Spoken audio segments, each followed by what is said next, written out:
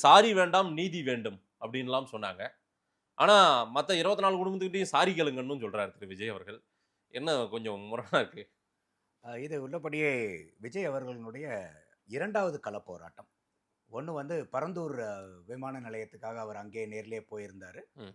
இது வந்து 2nd போராட்டம் இல்ல அஜித் ஒரு குமார் அவர்களுக்கு. போராட்டம்னு அனவுன்ஸ் பண்ணி அவங்க பண்றது இதுதான். அது விஜய் பங்கேற்றது. பரந்தூரும் போராட்டங்கிற மாரி தான் பண்ணாங்க அத. ஆ. அதுல அவங்க வந்து முழுமையா போய் நடத்த முடியாத அளவுக்கு கெடுபிடிகள்லாம் பண்ணி, அத வண்டியில இருந்தே அவரு பேசிட்டு வந்துட்டாரு. இதுக்கு வந்து கமிஷனர் கூட இல்ல நாங்க வந்து எதுவுமே அனுமதியெல்லாம் மறுக்கல. நாங்க குடுத்தது தானேன்ல அவங்களா நெனச்சுட்டு கோர்ட்டுக்கு போயிட்டாங்க.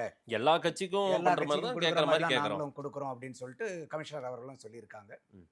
இது உள்ளபடியே வரவேற்கக்கூடிய ஒரு போராட்டம். ம். ஏன்னா எந்த ஒரு மாநிலத்திலயும் எந்த ஒரு அரசியல் கட்சியுமே ஒரு அறிக்கை வாயிலா, ஒரு கண்டன வாயிலா தெரிவிச்சுட்டு போயிருவாங்களே ஒழிய, ஒரு இந்த மாரி சட்டம் ஒழுங்கு பிரச்சனை பர்ட்டிகுலரா இந்த போலீஸ் கஸ்டோடியல் டெத்துக்கு வந்து இந்த அளவுக்கு ஒரு பெரிய ஆர்ப்பாட்டம் எடுத்தது வந்து I think this is the first time.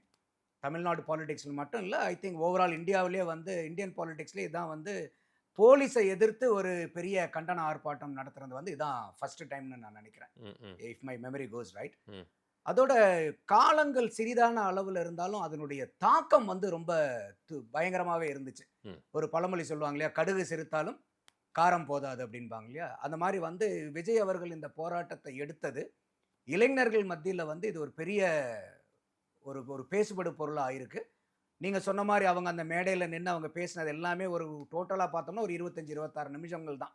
ஆனா அதுக்குள்ளார அவங்க ஏற்படுத்தின தாக்கம் பப்ளிக் கிட்ட வந்து இந்த போராட்டம், இதுல பேசப்பட்ட பொருள்கள், இது எல்லாம் போய் மக்கள் கிட்ட சேர்ந்தது வந்து ரொம்ப துரிதமாவே சேர்ந்திருக்குன்னு சொல்லலாம்.